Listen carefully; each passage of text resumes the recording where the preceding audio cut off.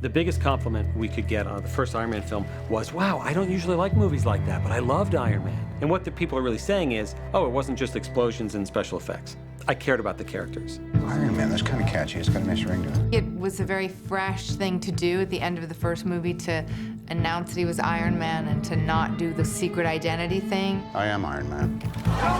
It's one thing to say you're Iron Man and another thing to actually even know what that means. It allows for a whole world of possibilities that don't normally exist in this kind of a movie. To really flesh out this character and make us, care about this guy and really wonder what's this dynamic gonna be. There's so many interesting characters and relationships. When you have somebody like Robert Downey, you have Gwyneth Paltrow, you've got a character as rich as Tony Stark, you want to further explore the trials and tribulations of being Tony Stark. Part of the appeal of Tony Stark is the damage, and, he's a complicated figure. And somebody who is seemingly on top of the world, who has no connection to their father at all. I never got to say goodbye to my father. He has to be injured by the ghost of his legacy.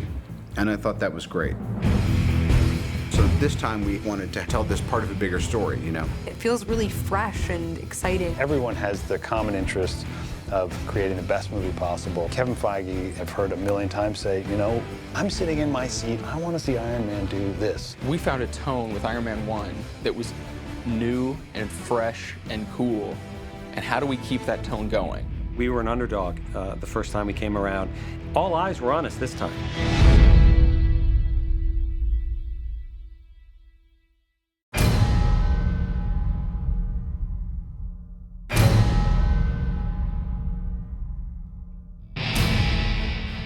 A week out, it's Friday, and we're shooting not this Monday, but the following Monday. Mickey hasn't come into town yet. I've only sat down with the guy once. He's called me and texted me from Russia. He took it upon himself to fly to Russia and go to a prison, which I thought showed some commitment. He keeps faxing me lines that he wants to translate into Russian that he wants to say to his cockatoo. And I say, that's your prerogative. All of my time is being monopolized by the actors, the rehearsal process, and refining the script for these performers. And they have tremendous insight because there's nobody who's better at speaking on behalf of the logic of the character than an actor, a good actor who's smart. So I'm really trying to soak up that insight and incorporate it into the script, and then also trying to stay loose enough to be open to new ideas that come to me at 4 in the morning. So it's a very interesting combo of people. I can't believe the cast we have. I mean, any one of these people could star in their own film, and have, between Scarlett and Sam Rockwell and Gwyneth and Mickey, and of course Robert and Don Cheadle. We're in writing sessions trying to pull this script together. It always feels like you're burning the candle at both ends. I'm really, really excited about what's going to happen. First time around, we wanted to show people that their superhero was in good hands, and we took it seriously, and we were paying attention to the source material. And what we do in this one, for starters, is Tony's on a bad road. His life was too busy to start with, and then he said, I'm Iron Man. So in the script, we explore what happened over the last 6 months. He has this hole in his chest, and this sort of dilemma that is really a dilemma of mortality after he's made this sort of vow or promise to be Iron Man. In the first movie, we made it very clear that this is a metaphor for his heart, for what's inside him as well as the armored exterior. And we continue that metaphor in the sequel. When he made these RTs, they had enough power to power something very large for a short amount of time or something very small for a longer amount of time. So really the question was, how many more licks can his Tigger take? How about the high-tech crossword puzzle on your neck? Road rash. As things aren't working out for him, it begins to go on the fritz. He begins to notice that his body's reacting in a strange way to what essentially is implanted in his chest. Tony, both in his suit and in his goings-on with Pepper, he's going to have to figure out something that lasts a little bit longer. Entrances. He's in process of always inventing and trying to figure out a way to improve his system. The Mark III we saw him wearing at the end of the first one, and then we figured that he wanted another version. So we have the Mark IV, which is similar, but slightly different in design. He's slightly adapted the Mark III from the end of the first film. It's the Mark IV, still the iconic circle RT, but if you look at it, you compare it side by side, it's sleeker, it fits better, but it is iconically and unquestionably Iron Man.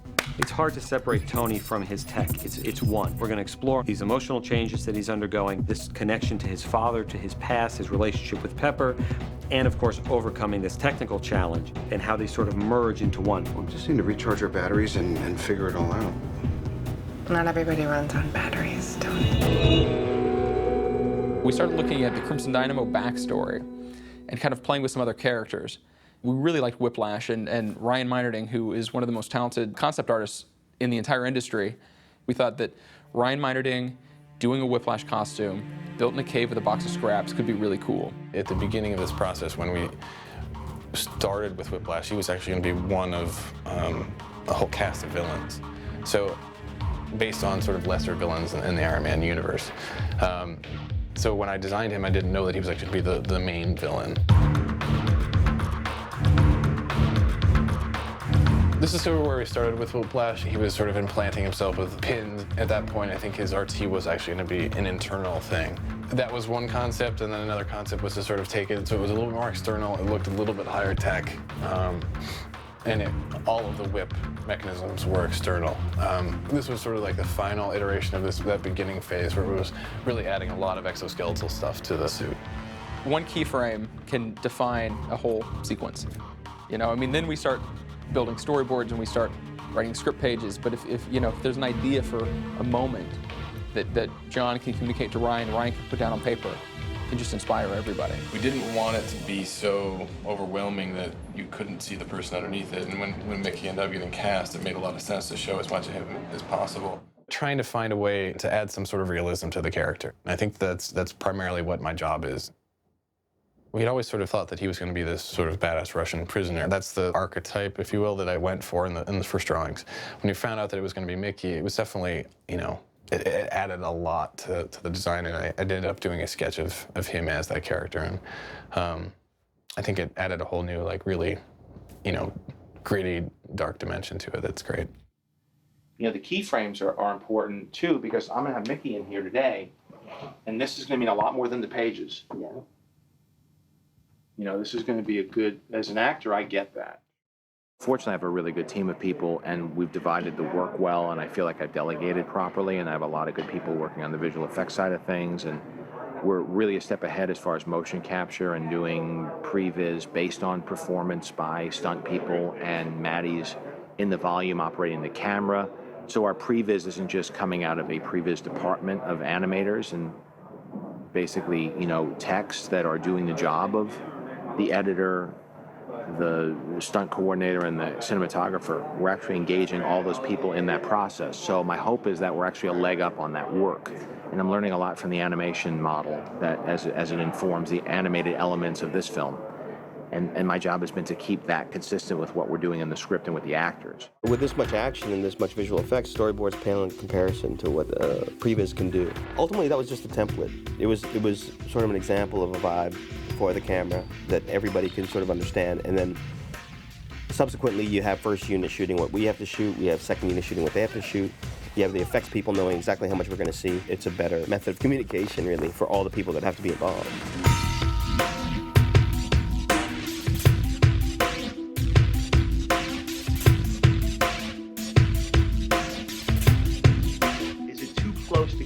Too convenient? Do we want to see him just flying down and get rocked? Right now it's very dynamically happening right next to the camera. The explosion's going to be whiting out the camera. He's going to be disappearing. It seems. Yeah, he should be flying on a frame. That's such a strong impact that he's here. That you want to lose him on an impact like that, not hold him. Right, or start it further away. That makes it easier to hold him as opposed to trying to make it so dynamic. I still think there's a little too much convenience in the framing. What we did in previs and this time, which is different than the last time, is we did complete keyframe animation on the first one, and on this one we decided to do it a little bit different, and we went with motion capture. Let's just have a couple beats at the start where you're kind of hovering or, balancing as you're coming up through the floor. We're in San Francisco at Industrial Light and Magic. This is the mocap room, and this is where we capture motion performance and apply it to our characters. This allows us to see what can and can't work rather cost effectively without having to do it on set with a bunch of actors and everybody working around it. That's really cool. That's awesome. Yeah, let's do this one right now. We can easily just shoot some motion capture, put it into the computers, apply it to Iron Man or War Machine, see if it's working, and then if it is, done. If it doesn't, then we can come back down here and reshoot something. Fight choreography was captured digitally through the use of motion capture and then put into the computer system, which was ultimately the previs. We have a virtual camera. We create the backgrounds first, then we do the movement, and then you can actually choose your angles in our offices.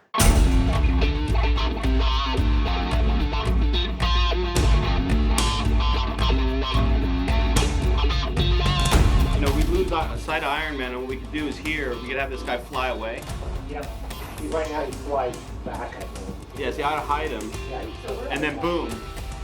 You know, I'll hide him. Yeah. Like it'll be a reveal on him falling back. You'll see that.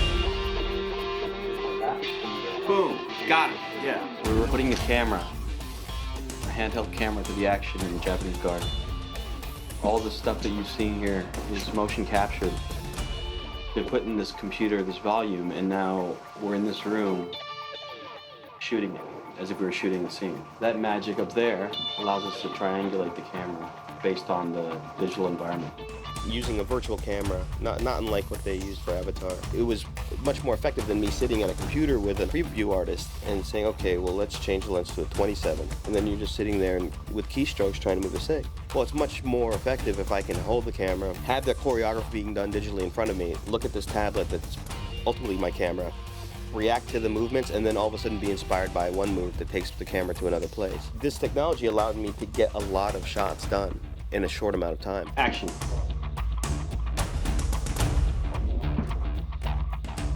Cut.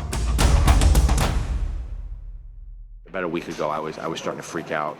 When it was looking for a minute there, like it might not be working out with Mickey. That really scared me because even though I don't know what to expect with him, I know he's going to bring something. And the last thing I want is to be boring and predictable. And I know that even though I don't know the guy and it's going to be interesting working with him, I know he's going to bring something really cool and inspired.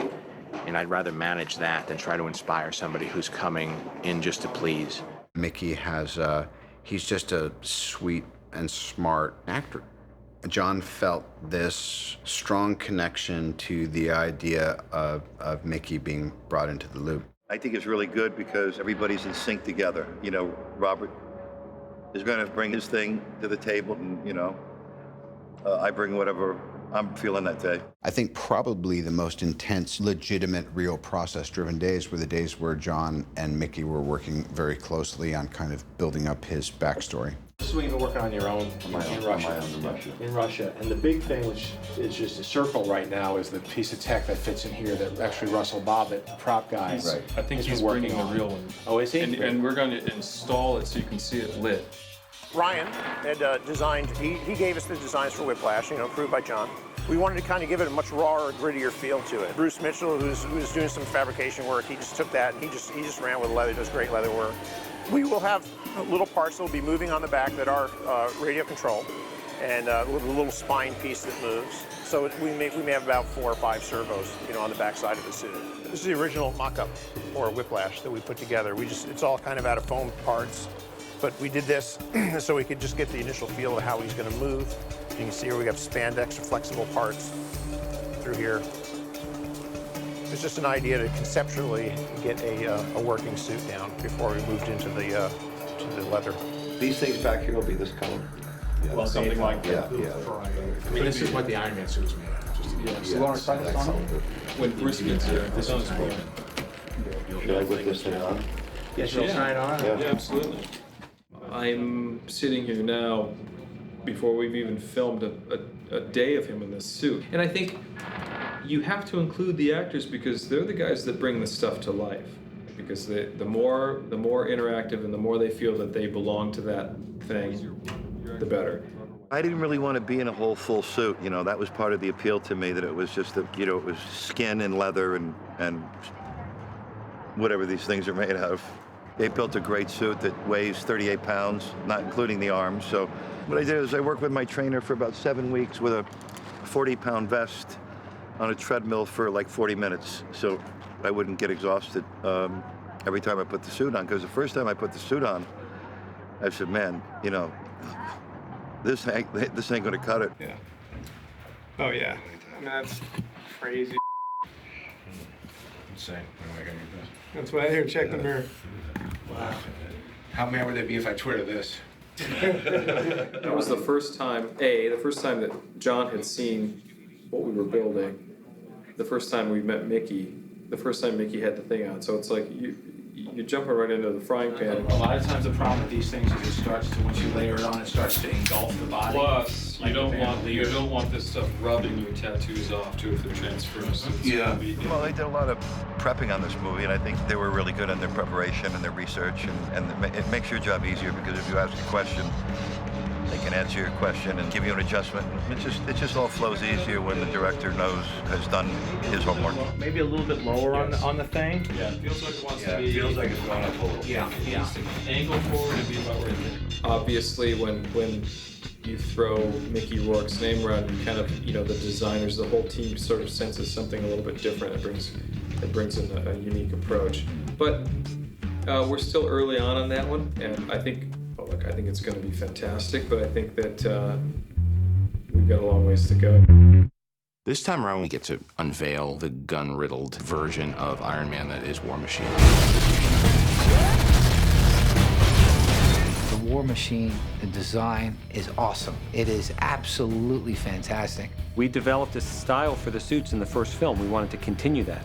And as the War Machine is built on the base of the Mark II, that was our starting point. The design of the suits works, we work hand in hand with Ryan Meinerding. It's really like John works for months with his camp on looks, then we kind of work with them on fusing those together. How bulky we could get, how many weapons we could fit on it and still have it look like a guy could walk around in it, like he would have the mobility that an Iron Man character needs. Those were the challenges. But when you have Legacy Effects bringing this to life for us, it's a huge pleasure to see it come together.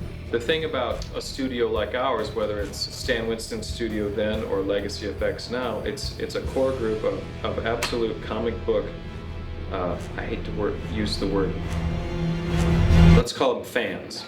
Shane will sit down and just break everything down.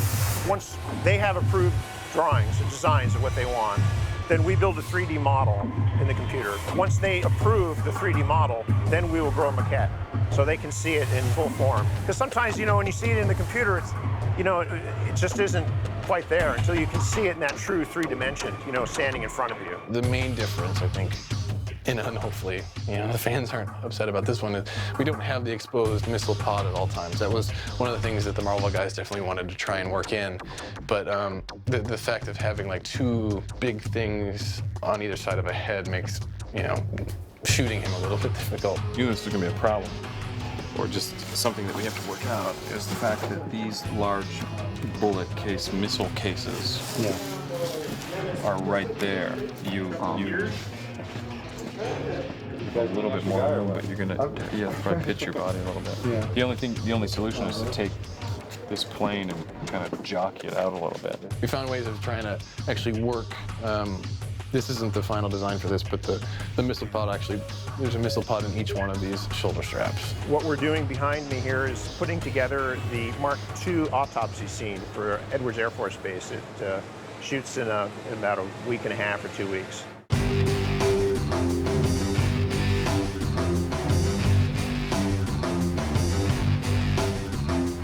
From our molds from the original show, we've recast pieces and had them all, this is all nickel plating, real metal nickel plating. We mocked this up at first, and John went through and decided what areas he'd really like to see broken apart that would work for the story in his mind. But you can see down in here, we'd never really seen the inside of the Mark II. So we're recreating it for the scenes. We were fashioning the interior. You'll pull this chest piece off. We added lead into this chest piece to give it some more weight because these are just all fiberglass parts. The suit that we're going to do for Don is a lot of the same components, but we'll mostly just use the upper part of it. This time around, the stipulation from the director, take what we learned, modify it, make it better. They made the suits a lot more lightweight. They were much quicker to go on and off. made them out of more forgiving materials, and we even had lighter stunt suits. They're going to do mostly motion capture for the legs. They found in the first film it was much more difficult for them to get the movement they really wanted, and it just took more time. They'll be able to speed it up a little bit more this time around. They made him lighter and better, more articulated, and ultimately making it look even cooler. It's cumbersome, but I think it helps for us to actually feel what we would feel in those pieces. It lets you feel a bit more of what the real dynamic would be inside something like that. Though I guess, you know, it would be more ergodynamically designed per Tony's instructions, but it still gives you a feeling that would be different than if you're just in the Lycra suit and you have some balls and tape around your arms. You know, it's hard to really feel the volume that that suit has. I was feeling the 45 pounds as well. So it's cool to get in that, and then it's really cool to get out of it. That's actually the best part of putting it on, is that you know you'll get to take it off.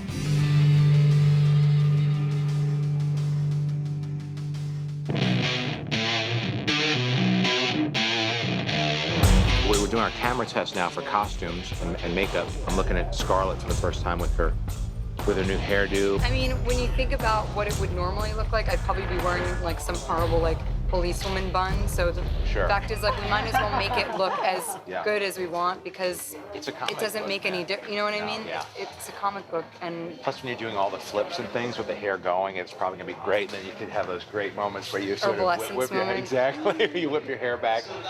Well, I saw the final costume when we were doing wardrobe tests, and I was like, oh my God, this is just not fair.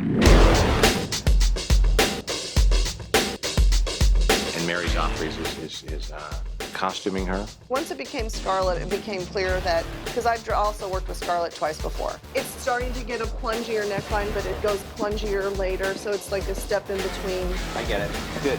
Looks great. Good. When I look at, I know, like, just watching her in other movies, I know you can tell what kind of figure she has, and I can tell what's going to look good on her. What's cool too is, like, you're still gonna be stuck to him because you're attached. So we're gonna have this conversation and then pop in on you like, hey, I'm still here. You know, and he's gonna be taking off the thing. Yeah, it's just gonna force awkwardness, which is great. Which is I'm a fan of. Yeah, you look great. Really like figuring out who these characters are. And I haven't seen her Black Widow look yet. I've seen some drawings, but that's when we really know. She's really getting into shape because she's been training and taking it really seriously. I've seen the tests that she's been doing, jumping off the cranes and doing the wire work and learning the combat. She looks pretty steady, and she's pretty brave and pretty committed, so that's good. It's the first time I'm seeing her as somebody who could be a, you know, like somebody who could be the star of a comic book movie. 3, 2, 1, go. 3, 2, 1, go. oh, like that. I was totally out of my element when it came to the physical part of this work, and for me, I've always, you know, I think I was excited to do something that was going to be a challenge for me, and you know, I'm fortunate enough that I'm young and able, and you know, I was certainly more than willing to be a part of the action, so to speak. She had a really good time doing it. Unlike some of us older curmudgeons, there's very little you can do to get under her skin. She's just consummately professional. You always choreograph according to what best fits the actor's attributes. You always have to accentuate, you know, what they do best. But at the same time, you want to create a style that fits specifically for, you know, the character you're doing in the movie. That's it. The great thing about Jonathan is he always shoots everything and cuts it together. We will edit it ourselves. We'll put in some After Effects to really show what it's going to look like in the end process. And we edit it per the storyboards, and then we present that to John.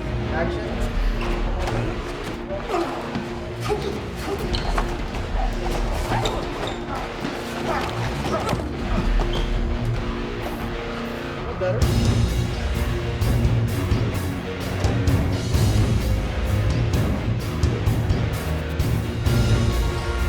These moves do exist because it was based off like flying head scissors or, you know, scissors throws and stuff like that. But when we're doing it for film, you know, depending on what it is, we kind of accentuate, you know, the throws a little bit.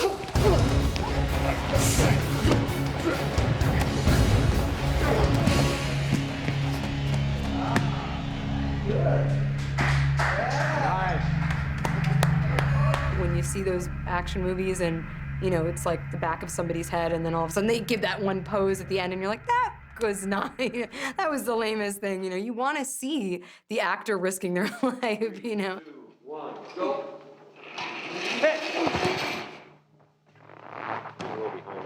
Sorry. The wire work didn't really bother me too much, you know. I mean, the thing that's kind of strange about it is you have this tension pulling you in a completely different direction than where you want to go, and you're constantly fighting that. Let me see, so... Yeah, just like that. That's good. Ready? Okay. Stand by, and 3, 2, 1, go. Oh, Nice. there you go. That's good. Scarlett hadn't really done an action role, and she assured me that she would work as hard as she needed to both get in shape and do her stunts and learn all of that stuff. And she spent hours and hours and hours for months. By far the most dedicated actor when it came to the stunt work and the physical work. Yeah, superhero. Okay. We're working on the Natasha Superhero pose? badass super pose. Love that. I've done a lot of films in my career and worked with a lot of great actresses, and a lot of them put in a lot of great effort, but I got to tell you what, the effort that she put forth here is, I mean, second to none. She really put her heart into this one and really has worked hard, and it shows. Let's do one more, and then we'll move on to some other stuff. Okay. Okay. All right, let's go ahead and bring her out. It was so easy for me to be a part of that crew. I've never been so close with a stunt team before, and really they were like my little cheerleaders the whole time, and totally supported me through all of it. So I got very, very lucky working with Tom and his whole crew. And it was fun for me. You know, it's fun because you challenge yourself, and, you know, I'm competitive by nature. So for me, it's like I want to win. I want to be able to see my face on that screen and sell it to the audience, you know.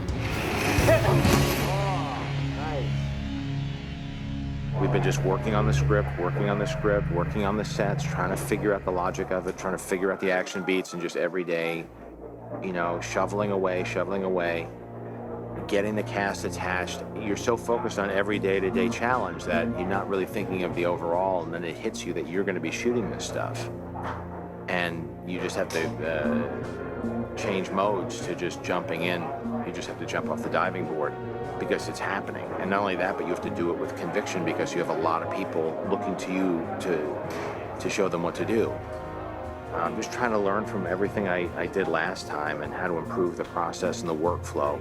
If you really try to focus on everything as you do coming up, you get overwhelmed. You have to step it back a little bit and just let it wash over you and just surf it. It just feels like you're surfing. You're just sort of riding the wave and not getting hung up on anything and just flowing with it and trying to maintain your energy and not get freaked out. Don't look down. You have to make the best movie for what you feel is the best story. And hopefully it resonates with the audiences. The fans, you know, kind of demand that. Everyone's pulling one rope, you know, and trying to create one thing. And when it works, when there's that sort of symphonic quality, then it elevates. It's up to us to choose, and it's difficult to choose the right elements to put into a 2-hour movie. I think as we started digging through that material, you know, it became apparent that there was a hero there that was kind of unlike all the others. I cannot wait to suit up and kick some ass. To the fans of Iron Man, I'm the biggest fan of Iron Man. It was my life. I lived it for 2 years, and since then, all I've been doing is thinking about it. I went around the world, saw how it was received. So now that I know that people share our taste, we're perfectly teed up in the sense that the audience is waiting to see what we do next, and I will not let them down. And this is the last moment, really, before we start shooting.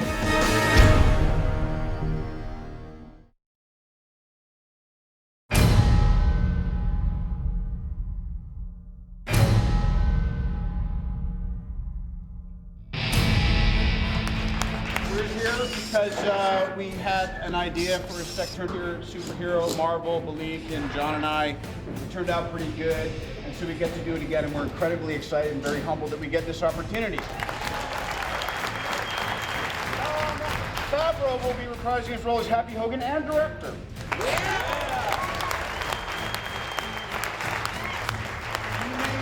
Occasionally acting like we're on the verge of performing sexual favors on each other and or like we're not speaking.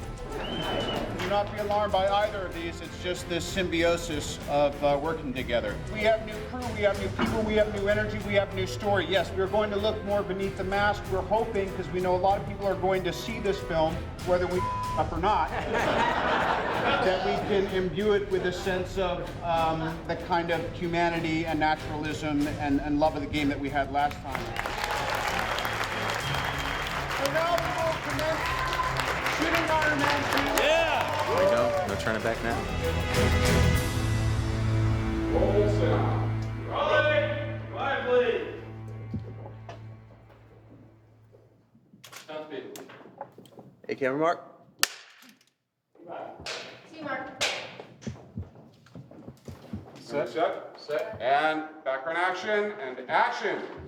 Ever since Robert was announced as being Iron Man and Tony Stark, people really dug the idea, at least in the fan world, who knew what Iron Man was. And I think people who didn't know who Iron Man was intrigued by anything Robert would be involved with. I think people were waiting for him to do the right project. When you have Iron Man portrayed by somebody like Robert Downey Jr., it's, you know, we got the intended result, which was an iconic film persona right from the first scene.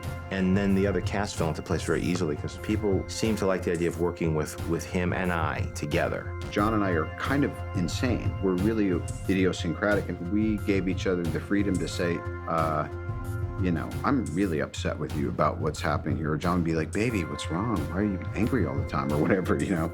Am I gonna walk in the shot if I leave? You know why? Because I got the whole thing. I got the whole world in my hands. They love me. Give me those stars. The last one that's shown is actually Justin Hammer's character, and something goes terribly wrong, and it's very embarrassing for him. And so people are going to be. We might want to get some people leaving and like to tell news outlets and things like that, or what the hell is going on. So we want to create chaos when it starts to happen. Maybe people are starting to get up, carrying out the blow-up dolls in the back. Favreau just really wanted somebody who could keep up with the verbal repartee that Downey has, and I'm just barely able to do that. I mean, Downey's very quick. We went at it a little bit in the Senate room. I love Iron Man, and I love Pete. Those are two things I'm a big fan of. Having Rockwell there was just great because he's so game, and he's not really intimidated by anything or anybody. Deal break. Deal break. Exactly. Touche. I'm on your side, pal. There's something that can be a little off-putting about it because he's just incredibly confident. And I thought, well, then if there's someone who's going to try to sway public opinion away from Tony, that I'll just say Sam Rockwell is the guy. Go ahead, do the thing. But I'm on your side, man. I'm working for you. I'd worked with Favreau before, and he improvises a lot. John is very into making everything as real as possible. So we still do our improv thing, and we change it up just because that's how Robert and I like to work, and that's how we like to keep things fresh and super naturalistic. With Paltrow and I, when we get on camera together, we have something that people like to watch, and it's great. I like to encourage a lot of improvisation on the set. You know, when you're working with Robert, Robert's very quick, unpredictable. I knew from Gary's work and from knowing him for so long that he was so quick and could hang in there, and I knew something explosive would happen. You know, let's not use that kind of language, if you don't mind, in front of the American people, Mr. Stark. I want to say you to you. A lot of what I enjoy about the first film was that there was an unpredictable quality to some of the scenes that in other movies of the same genre might have been a little bit more by the book. And I knew we were going to have to cut loose in this scene and have it go a little crazy and a little Marx Brothers, and while still maintaining the stakes and reality. And so when Gary said he wanted to do it, it was really exciting for me because I knew that I would, as a fan, just love to be there and watch take after take. We would run it a couple times, and then we'd approach the bench, and then Shandling would have these other directions. And don't pull that dowel out again.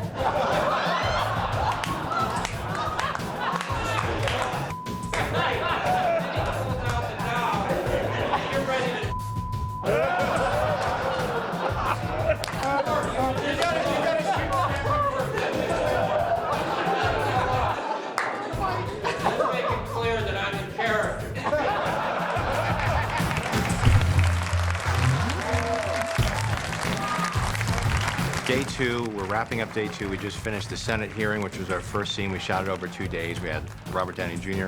And you and him together were fantastic, a very similar sense of humor. And it was a great way to start the movie. And I went home, I was so relieved after the first take, even of The Master, seeing all those characters working together with Gwyneth there and with Don and Sam and so many people who came back and so many people's first days. And I felt like we discovered the tone of this next film. So thanks so much for being a part I will of say, this. disregarding me, quite frankly, you have quite a knack for casting. It is a fantastic cast, an unpredictable cast, and it's what makes you special, because you're able to have this vision of putting these more unusual elements together that I imagine you had to fight for. And anyway, I'm very grateful to have been in the movie. Well, thanks for classing up our classing up our show. Thank you, buddy. Thanks, and that's a wrap on Gary Shandling. This is a wrap. I'm done. I go home now and go to sleep. Here we are. It's day 4. We're on our Russian Street in Manhattan Beach. This is where Ivan gets his credentials to travel to the race in Monaco. What's cool about this set, too, is if you look at it, it looks just like the drawing that we did months ago. It's amazing. I get a kick out of this stuff with the snow and the street. It's kind of what you start off in the movie business to do. And everybody here, no matter how long they've been at it, it gives you that feeling that you're like a kid playing. This is great stuff. It's a fun little scene. I think it'll open the movie up a bit. So it's our last day in Mickey's apartment in Moscow. He's building the whips for the Whiplash suit. So a lot of this is just one-on-one, Mickey in there alone doing his thing. And this is what we'll be cross-cutting to from time to time throughout, setting up Tony Stark in a very different environment. So we want to create as much contrast as we could. And we also wanted to echo Tony building the Mark I in the cave. So we tried to maintain a lot of the same shots and a lot of the same or similar props, as though he's working off of the same idea to create this Whiplash suit. So we'll walk into the set. Area where he built the RT. It's not really dressed right now, but you get the idea. The monitor's going. And right now they're rigging up where he's building the whip on the other side. The guys from Legacy who built the whips and the Whiplash suit are now rigging up pieces of the suit on the bench. Could we ramp the LEDs up? You could probably ramp the LEDs up.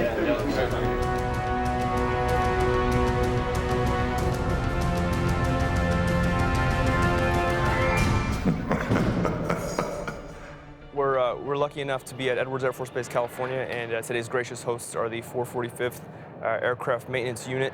The Shadow maintenance folks have done a fantastic job setting us up here. It was amazing when we showed up at Edwards for that scene of Rhodey arriving. The amount of gear that the DoD had put on that flight line was mind-boggling. As you can see, a lot of great production value.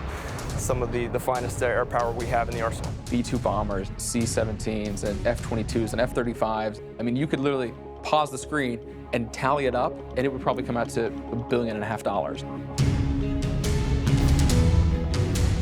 And here's this whole sea of dudes in camo. They show up with real guns, and they're there to do it, and they're jazzed to be there because they saw the first movie and they dug it. Yeah, you got the real deal here. I mean, these are the aircraft that we fly every day here at Edwards Air Force Base with our test wing mission.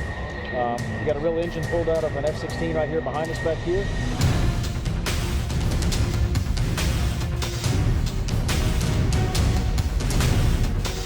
So this is the piece that you saw in the shop earlier. We spent another 2 weeks on this, just kind of putting in all the final little wires and hoses and so on, making all the final connections.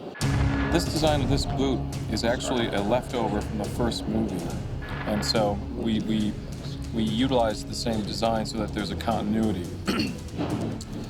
This part's been created based on the technology based here at Edwards. This section of the chest, this comes apart, revealing the RT. These are RTs that we used on the first movie when we did surgery on the Tony Stark, putting in his heart. This is what it looked like. And right now we're gonna dissect the Mark II, and I think I'm gonna use one of these to be inside when they pull it out so that we see the inner workings of an RT. Put it here so that that goes away. That's what I was thinking. It's like, it adds nice detail. I think that's just a power source.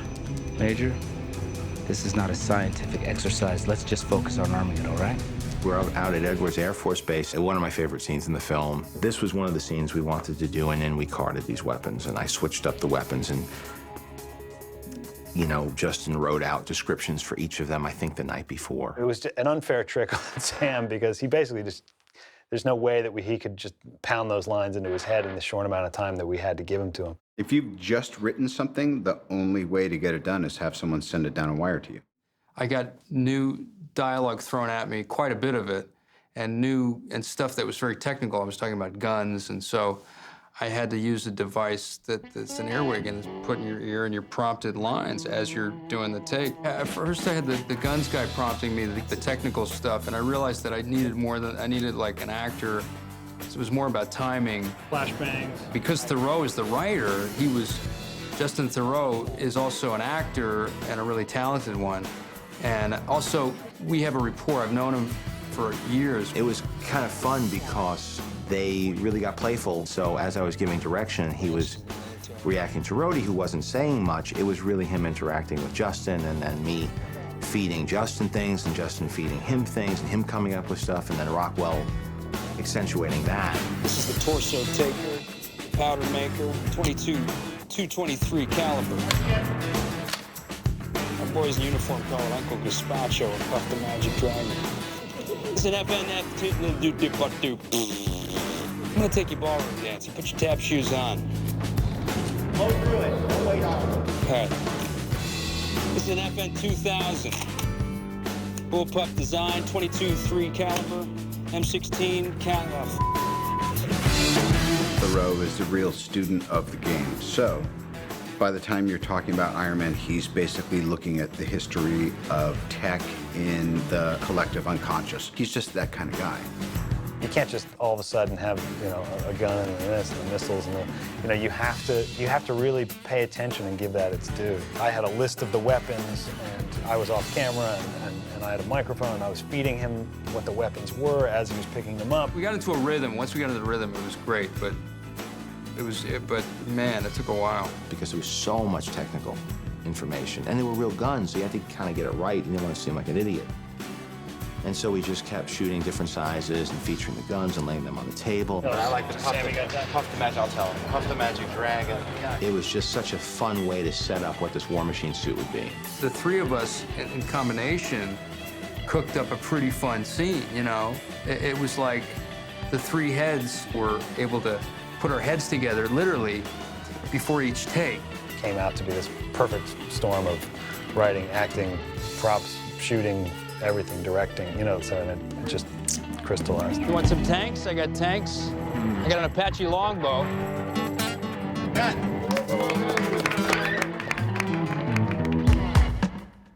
There's the door.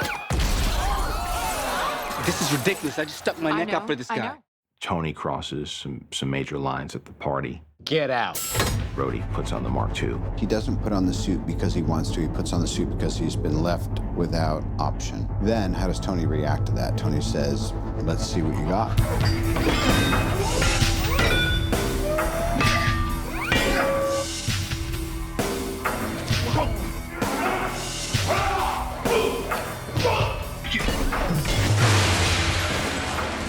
two different kinds of mocap, really.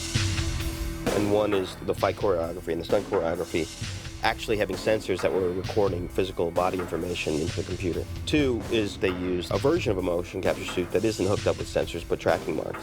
One of the reasons why we have them in the suit is so we can put them into the scene, so they can see the way the light falls, because ultimately they're going to have to match that with all the digital work. The house fight between Tony Stark and Rhodey. They end up fighting like brothers, tearing the house apart. It was great. I think that there were moments of real grace and poise in the midst of all this horsing around, because when it comes down to using his thing, it's like a pilot who knows how to, you drop it, he's got it, you could do flip turns and stuff like that. You're just really, really good with the suit. So even though you're horsing around, there's still those moments where it's a little intimidating and scary. They get kind of tangled together and they blast through the living room into the gym. So right now we're just testing the aftermath of that. They start fighting in the gym and he knocks them into the ring. 3, 2, 1, go! Sometimes depending on the distance, you use you can have actual people jumping off or something mechanical. We have two types of rigs here that we're marrying up. We're using one that's making him jump straight up and down. And then we have another system that's going to be bringing him into the ring here. What you see over there is two guys that are going to initiate his trajectory. I'm going to be standing over here with the rope, basically just pull him straight up and down. 1, go! Sean is on a pneumatic rig, which is sitting behind the screen here. He has a button that will set that off. And with the timing of the actors, he will push that button and pneumatically fly Keontae, who's playing War Machine. 3, 2, 1. There you have it.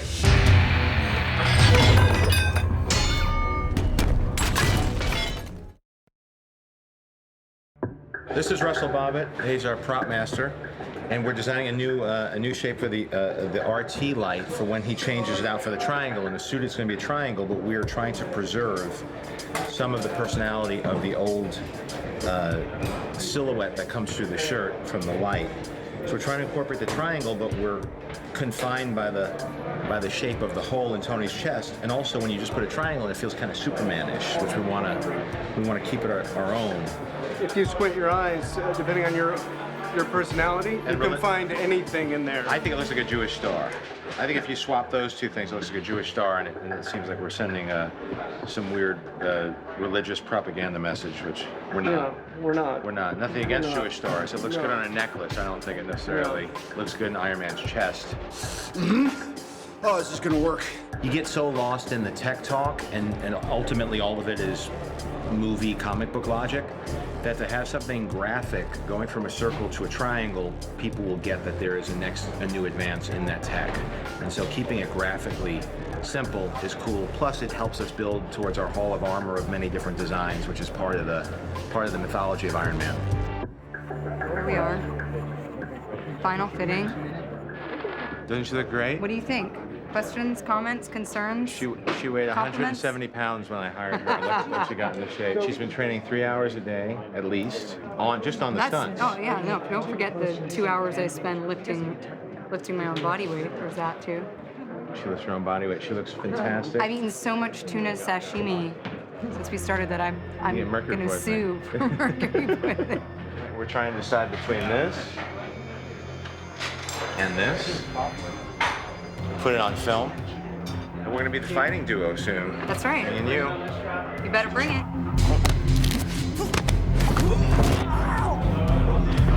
Hi, I'm Heidi. I'm Scarlett's stunt double. We've been working with her on this move for a couple weeks now, and she's actually gonna maybe be able to perform it today.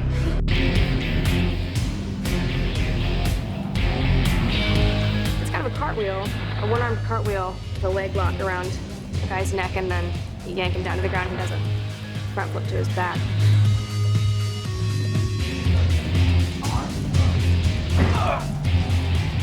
Scarlett works so hard, and she's picked up so many of the moves. In fact, she can do the beginning intro into this, and she also can finish the end flop down. Oh my God! Happy, are you all right? What'd you just do? Sorry about that. It's just You just got served, Happy. Day 44 in the garage, our last day in the garage. Tony's trashed his place, and he's forging the new element using components that he brought in from Stark Industries. With the exception of a few pickup shots in here, we're pretty much done with the set. We're gonna leave it standing because as we finish the film, the workshop always comes in handy, so we're not gonna tear it down just yet. But we're about to move on to Monaco. We shot with second unit at Monte Carlo, and we're gonna try to make the plates that we shot overseas match with what we've built here. So I've never done anything like it. I'm looking forward to it. It should be fun. It's been storyboarded, pre-vised, animatic. Hopefully it'll be the fun mid-act set piece of our film.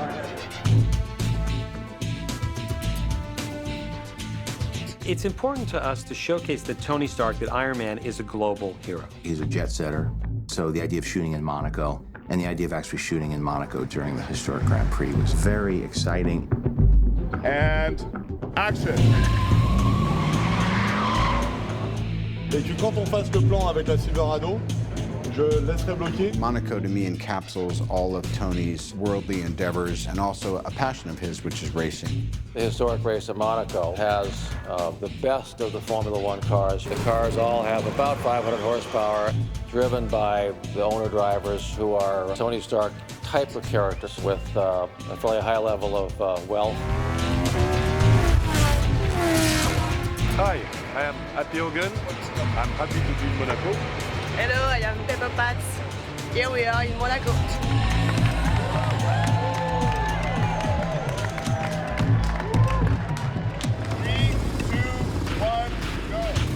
It's our first day of shooting here in Monaco. We had to close off a certain section of the circuit and run all of our vehicles through to mimic the movements of both the race cars, the Stark car, as well as Happy and Pepper in the Rolls Royce as they come to help Tony save the day. 400-meter mark. See where the gap is? Yeah. No barrier? Yeah. Right there is where it should happen. Yeah, I think we have to, it's a boom down to that. And action. It's a combination of empty plates, sort of cars driving with cameras down the street, into which we'll add digital race cars of Tony racing, background plates behind people, just to make it feel like we're actually in Monaco. And then we'll combine that with other material we shoot in sets in LA that are also built to replicate this environment. To make it look as if the entire fight and all of the actors were here in Monaco, whereas they actually weren't. All of their work is shot in Downey, California. When you're recreating a race, how do you get around all these logistics? The race cars are very temperamental. You can only start them up once. It takes 12 people to start it up. There's a team that runs the car.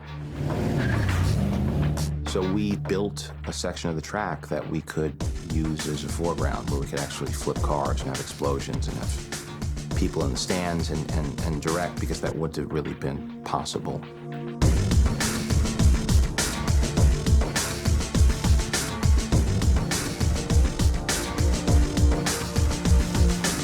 We built that track in Downey, which is a place that we shot the first film, and it's a film-friendly studio with a lot of outdoor space. So we're building a large-size set with an enormous green screen. It's a thrill, it's a challenge, it's much more complex than any sequence we did in the first film. And it's not even our biggest sequence in this film. The whole Monaco scene, I think, is just going to be ridiculously off the hook, and I'm really excited to see that whole whiplash sequence. So Tony Stark himself is racing in the Monaco Historic Grand Prix. He brushes it off. He's going to go have fun because that's what he does. He ends up getting into trouble, and that's one of our biggest action scenes.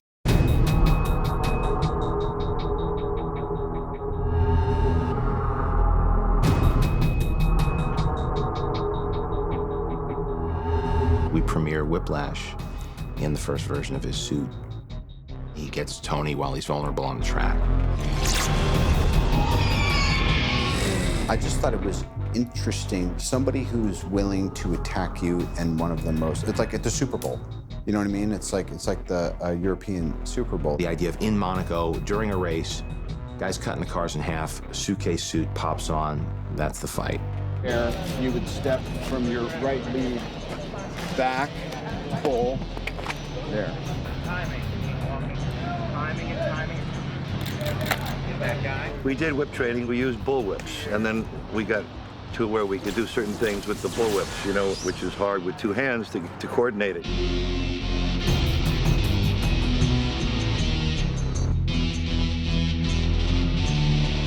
grabs him by the neck and the arm. Yeah. By the neck and the arm, wraps around, pulls up, and then we'll pick the proper trajectory and animation. Because it's an action movie, it was something that was very challenging to do, and that was part of the appeal to me. It was, you know, Mickey and I and stunt guys and John and all these big things set up and hanging upside down.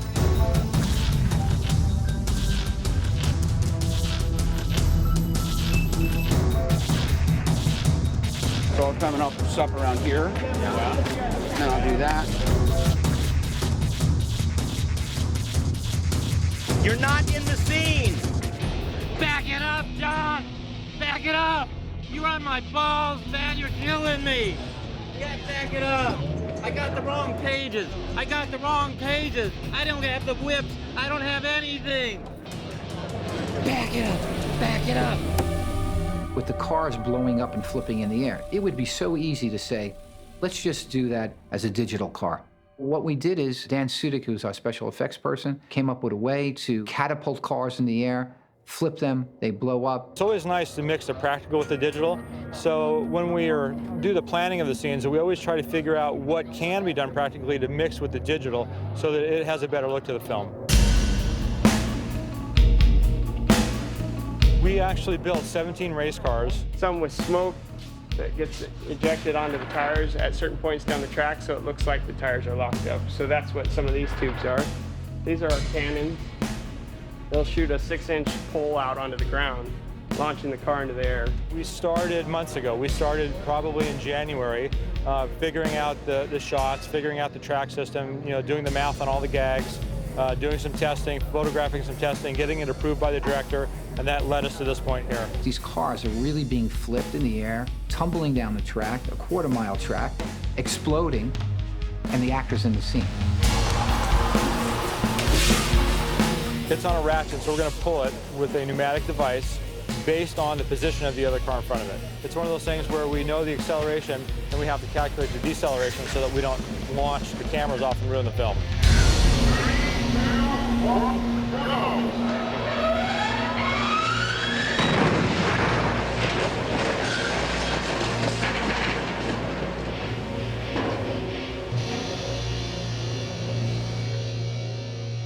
Thanks so much, and also thanks for putting up with these conditions and all that running and the energy in the sun, and I know what it's like, I get it, and I know how hard it is to do what you're doing, so thank you so much. I want to thank the crew also for pulling it today. We're skipping lunch and plowing through this and doing 2 days of work in 1 day, and enjoy your weekend. It's day 30. We're here in Van Nuys Airport, but it's playing as France. This is Justin Hammer's corporate jet. See, it's this hammer on the side, it's G5. Sure. And this is when you're whining and dining Mickey Rourke after dining Mickey Rourke, the whole thing. It's crazy.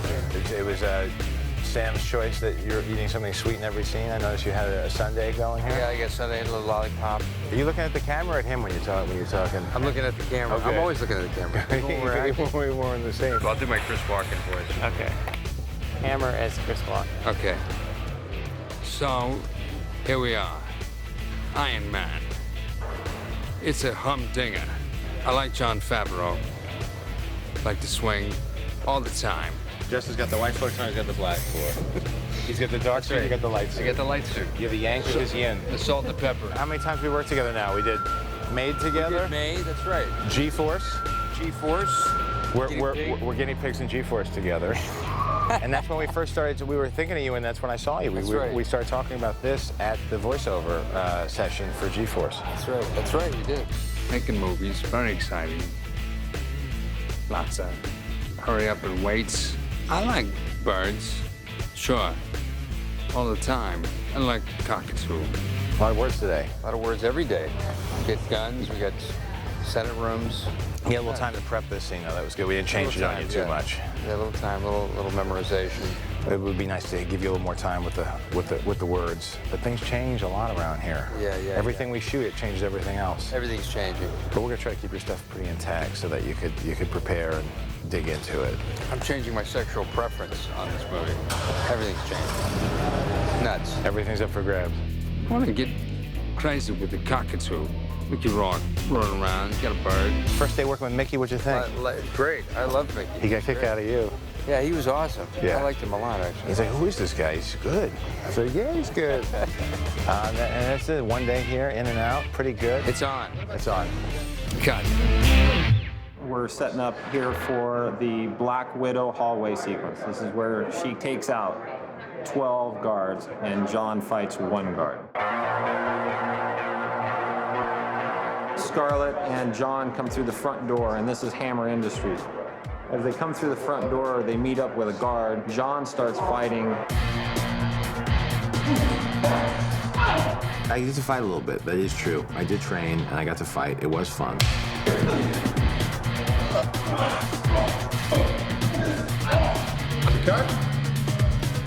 Scarlett's been doing an amazing amount of training for this. In some of the more dangerous parts of this sequence, I put Heidi in just because I can't risk having Scarlett get hurt, but this is kind of the culmination of about 8 weeks of solid training for her, about 4 hours a day. When I first saw the sequence that they wanted me to do when it was completed and choreographed, I just thought to myself, oh my God, I just don't know how this is, how am I gonna do this? Ready, and action.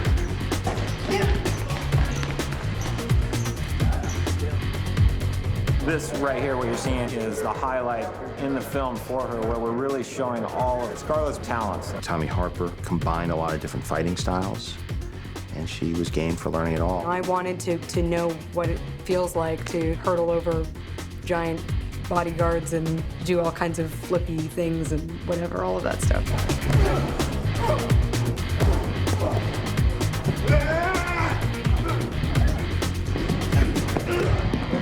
I think we got it, and when Tom says that he got it, then I know he got it. It was good.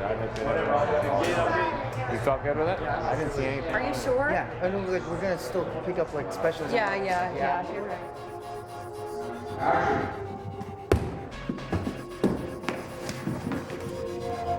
Got it. Are the guns in a weird place? Wired. There. Cut. One more, right away. There. Is that helping? That does help. Man, I'm trying to make her badass, man. She's too sweet.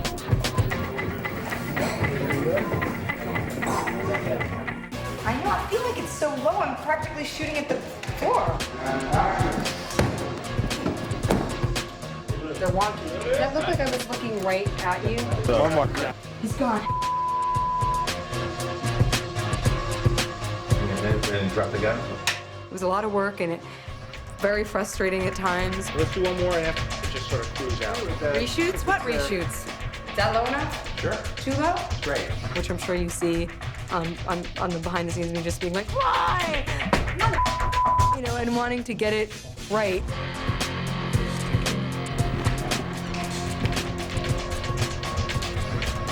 Ready, and action!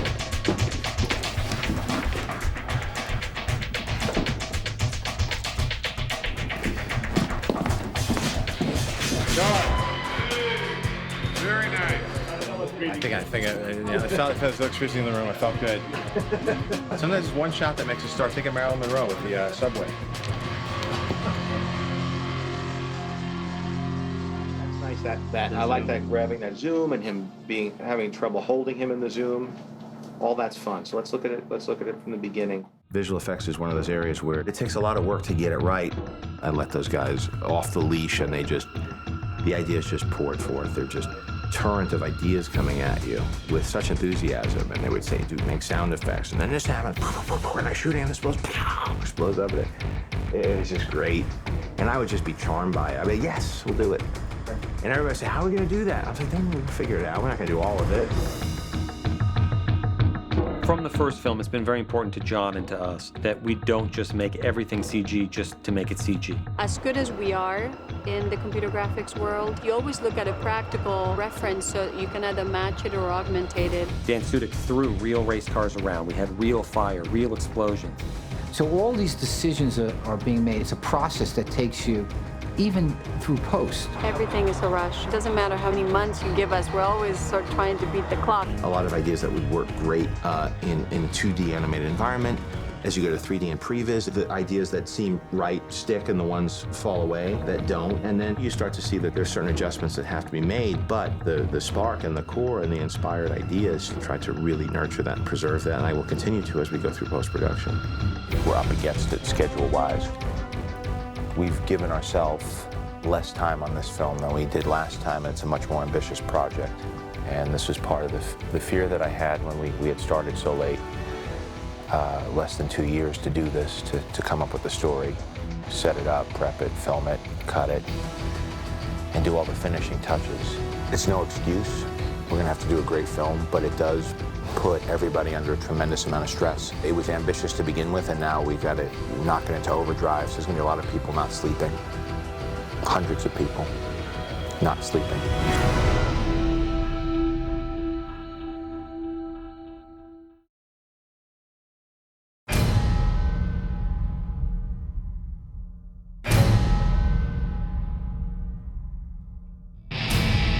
So this is our last day at Abbey Road in London, scoring.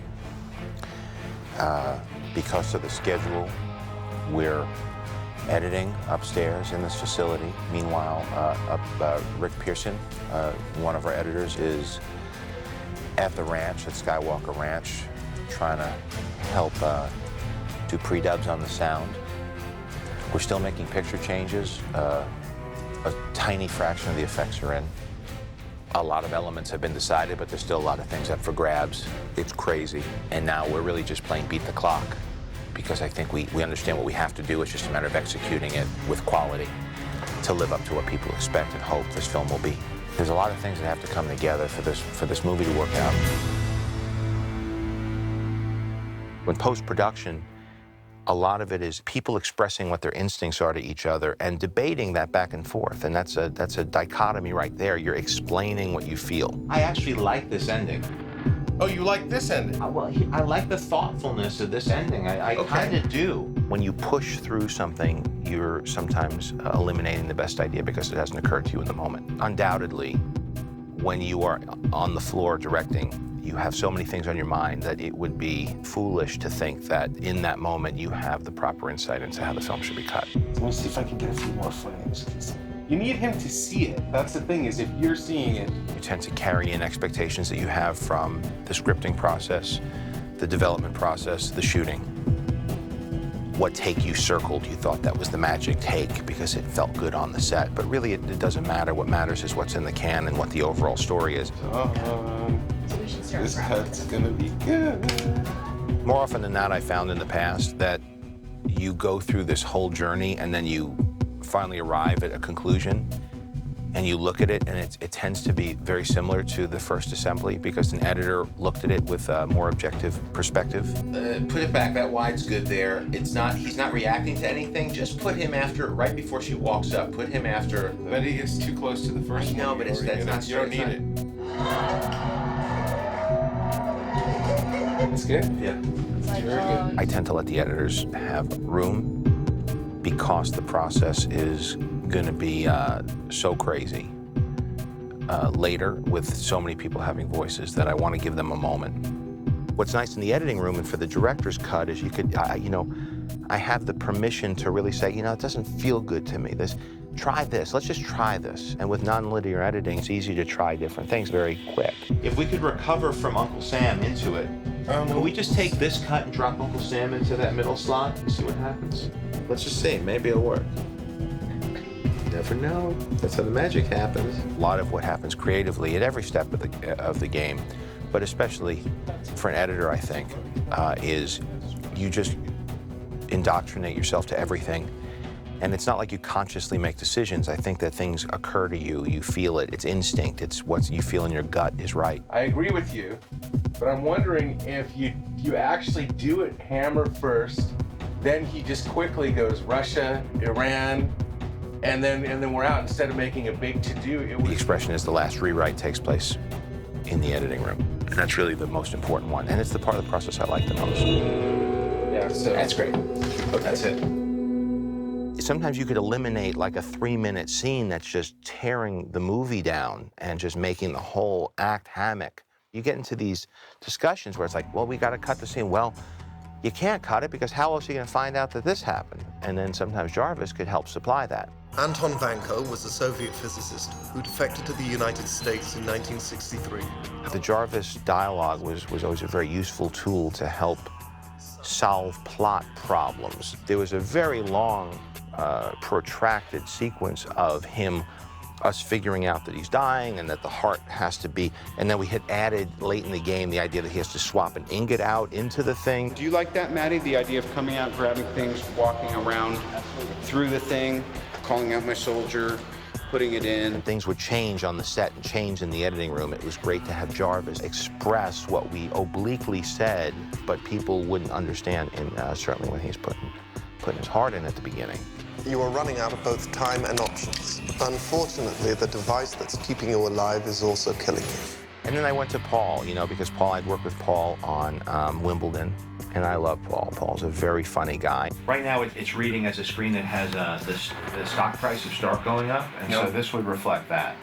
We're also trying to get maybe somebody to do a bit from a monologue or something from a late night show, making fun of the government, what happened in the Senate hearings, so topical humor. In which case, Conan needs a job. Last time he was in New York, and he did it over a tie line. We would show him the scene. We would supply him with pages. He'd read through it. This time we actually had several sessions with him, and he came in. This movie's a bit heavier. I mean, he's dying in it. All right. And you kind of the only one who knows. Right. So there's certain times I think when it's appropriate to joke around, and other times when we're sort of, the audience doesn't know what's happening, but you do and he does, and it could be very helpful in that area. He helps us with the wording, and his British accent sounds better. This is the one that's not going to be, but let's give it a shot. Welcome home, sir. Congratulations on the opening ceremonies. They were such a success, as was your Senate hearing. Paul and Robert have never performed together. It's always been me on one end and me on the other end. So I'm sort of in between. And then you take me out, and then they come together well. Sure, I recommend you change out the thing and you control the thing. You open the thing up. I have run simulations on every known element. I am sorry, sir. This is not a suitable replacement for Palladium. And it's amazing how much personality we could bring to it. And it's justified because Tony Stark would program that. He's creating his friends. And, it's about a person who's very isolated and the only people close to him are the creatures he created. Jarvis, could you kindly vacuum form a digital wireframe? I need a manipulable projection at your earliest convenience. The music in this film, we were a little bit more ambitious this time with what we were trying to do. This is why you come here, to get that. Ringo drank out of this one. It was nice to come to London. Abbey Road was a really great place to come to. A sense of history, not just with the Beatles, but with film, with Star Wars and with Lord of the Rings. It's a great, great place to work. Being that this score is sort of a bigger in scope score than the first one, we wanted to obviously go and record at Abbey Road and do it sort of the right way with a big orchestra.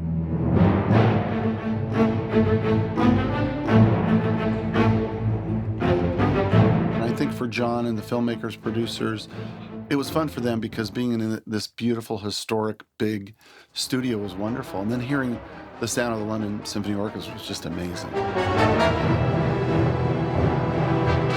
Since I privatized World Peace, he's on the ropes, and now he gets the sort of the swell, the Mr. Smith goes to Washington type swell. I have successfully privatized World Peace. He wanted to create a different score for this film because this film is a lot different than the first in that you've got different characters, you've got a much different type of villain.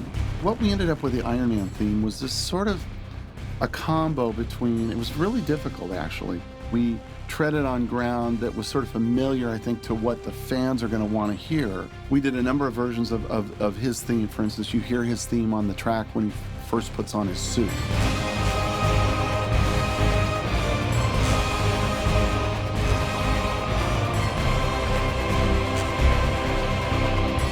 We should do the first half of that and then just do a nice. What's nice too is your strings were really good and really James Bondy, and if we end up just mixing it out, we'll lose all of that. Right. We were gravitating to something a bit more orchestral. I've worked with John Debney on Elf and on Zathura, and he's done a great job for me, and remained a friend and was always a huge Iron Man fan. We like what it did for momentum, Right, so we're asking right. ourselves to do, I think, maybe. Well, let me take another shot at this one.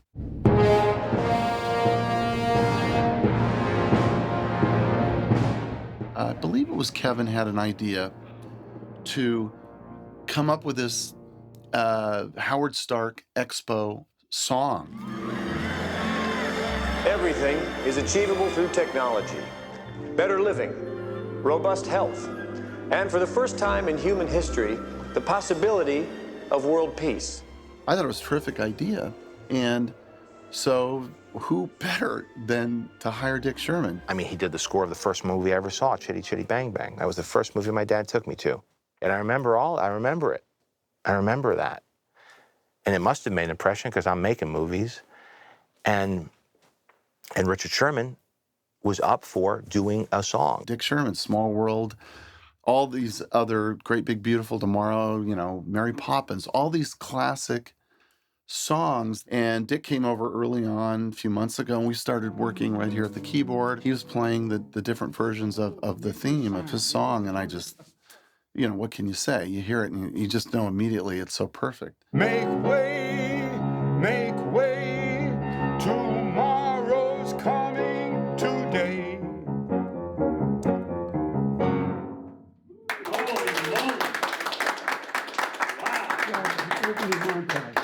When I listen to Dick's music and his brother Bob, to me, when I hear their music, it's what the world should be.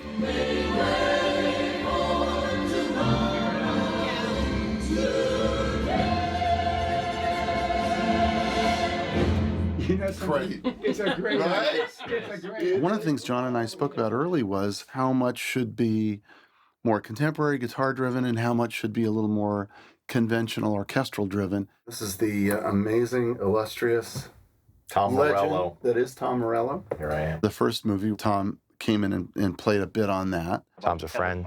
He's, if not one of the most talented guitarists around. Has a great sound that fits Iron Man. Grew up a tremendous Iron Man fan. I was a huge comic book fan, collected thousands of comic books, and among them, as a kid, Iron Man was my favorite.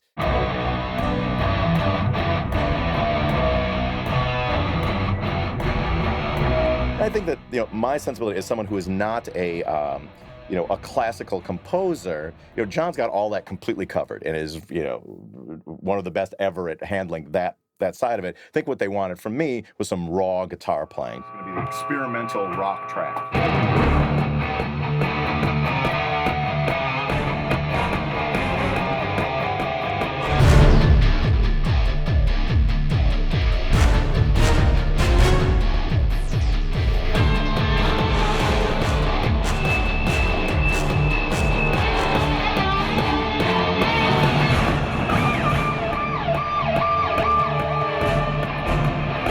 There was a different approach for Iron Man 2 and working with John Debney, putting the electric guitar, meshing the electric guitar with the movie.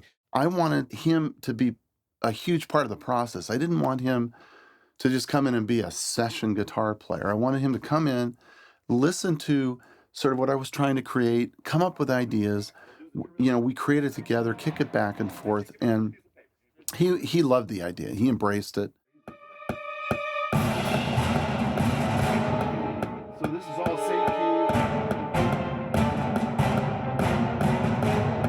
And we're going to go to right there. So that's one. Okay. Yeah. Okay. So it'll be fun. He would come up with ideas that I think were amazing, and we'd throw it up against the picture and see if it would work. Some of it was trial and error. I would just dial up a guitar sound, look at the screen, you know, factor in the key of the song and the changes, some of which time signature wise are more challenging than the music that I do in my daily life. I ended up having him play in a couple of things were in 7/8 time, which is it's an odd meter. There was a particularly tricky time signature that I just couldn't get.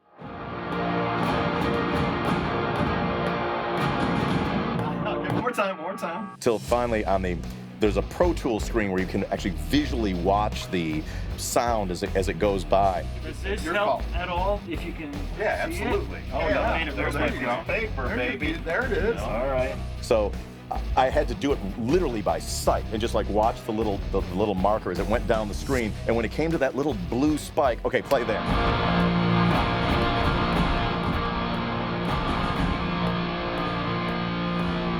Some of them are much crazier and mathematical than I'm used to working with, but I was determined to rise to the challenge. Dude, that's an exciting That's like Guitar Hero on. He had a lot of fun with it. He nailed it. He nailed it. I think he enjoyed that. We're done with the movie. I'm about to do commentary. It hasn't been reviewed. It hasn't come out yet. So I'm a little bit in a vacuum. I have no idea how it's going to be received. Last time the bar was very low, nobody knew what to expect from us. And I don't often get to say it, and I don't know if I'll get to say it next week, but for right now, as we go into the weekend, you're all just, it's very touching, and I appreciate it. Welcome. Here, thank you very much. But now people over 2 years have Iron Man's a memory, probably better in their minds than it was on the film. And so you're fighting, you're competing, you're fighting against a set of expectations. Ladies and gentlemen, that is a wrap.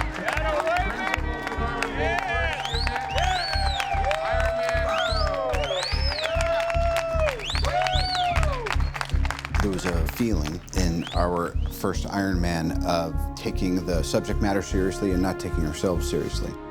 I think the tone was what made the movie win. Because of the success of Iron Man, Marvel actually had a little bit of stability.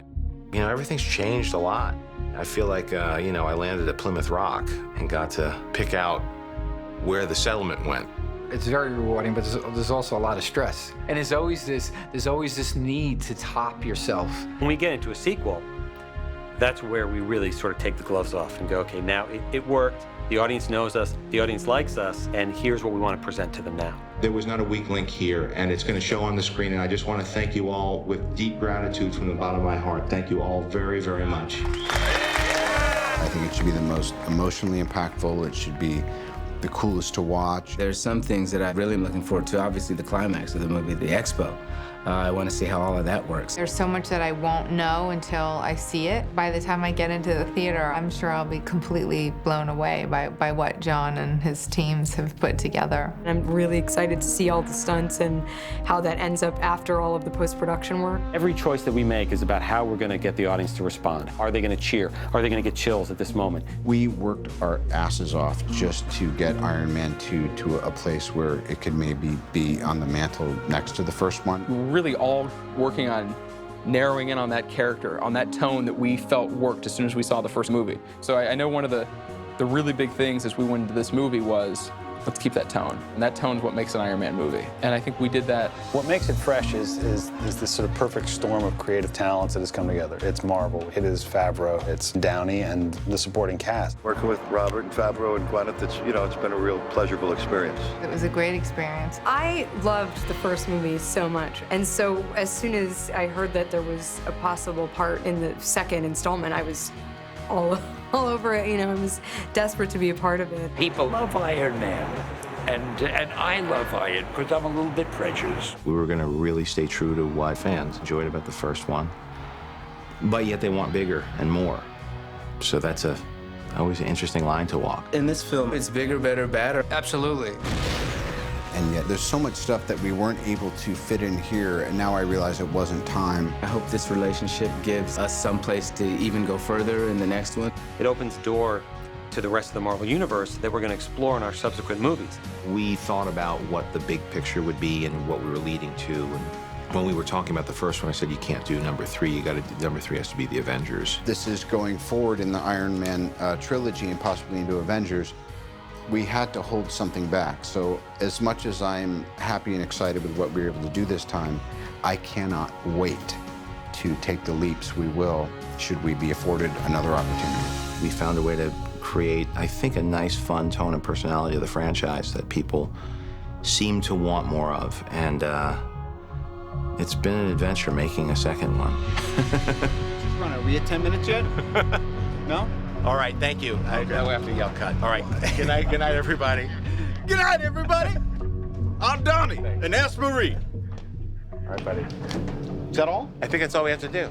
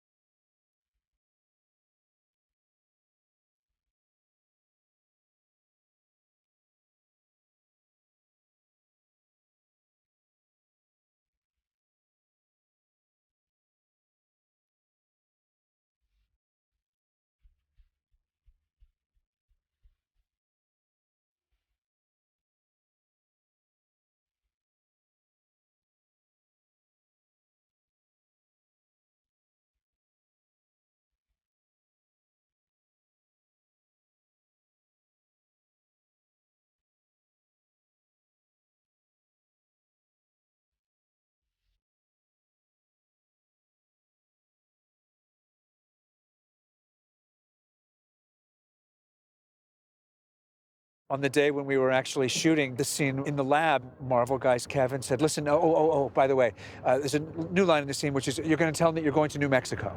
I've been reassigned. Director Fury wants me in New Mexico. Fantastic. Land of enchantment. So I'm told. Secret stuff. Something like that. So here I stand in New Mexico, where an anomaly has taken place. Sir, we found it. The scene is actually derived from the book that I wrote for Marvel Comics. I wanted to show the hammer landing on Earth. I think we'd prefer that. So then we got double bubble, so we get you sexy and shaded here, you take them off, and it's just a different form of the People same. should pay extra. When I heard that Ken Branagh was going to be directing, I thought that was just a terrific choice.